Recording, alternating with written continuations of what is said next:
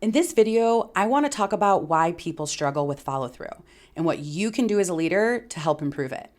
And it's not just more motivation, okay? Because one of the biggest mistakes leaders make is assuming people aren't following through because they're lazy or they don't care. And sure, sometimes that can be true, but more often than not, people are just overloaded. Self-supervision or self-control is an exhaustible resource. The more decisions people make, the more stress they carry, the more emotions they manage, the harder it becomes to behave intentionally in the moment. And honestly, we all do this. Go ahead, take a look in the mirror. Think about the last time you tried to stick to a new routine, go to the gym, eat healthier, or stop checking your phone.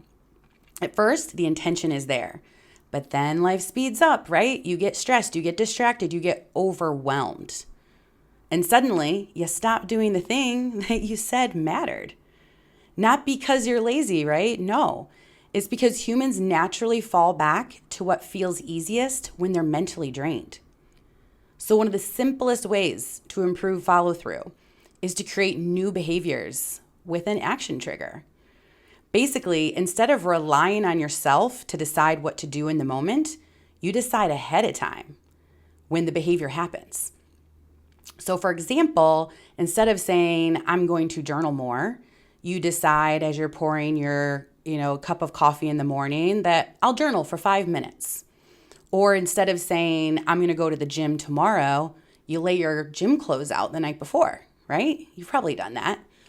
The trigger already exists. Now the behavior requires less decision making.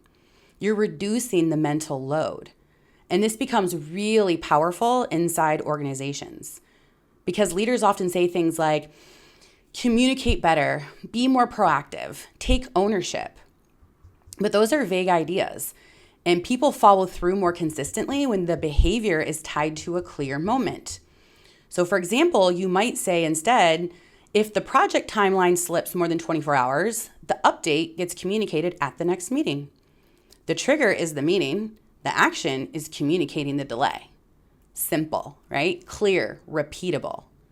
Now people don't have to decide what proactive means while they're stressed out, overloaded, and running through the day-to-day.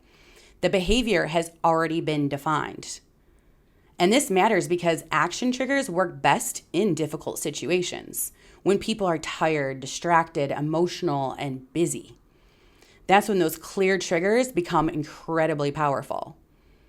So if your team keeps reverting, don't just ask, how do I motivate more people? Ask, how do I make the behavior easier to repeat? That question changes how you lead and how people follow through. So if you like this, please do hit subscribe for more strategies just like this.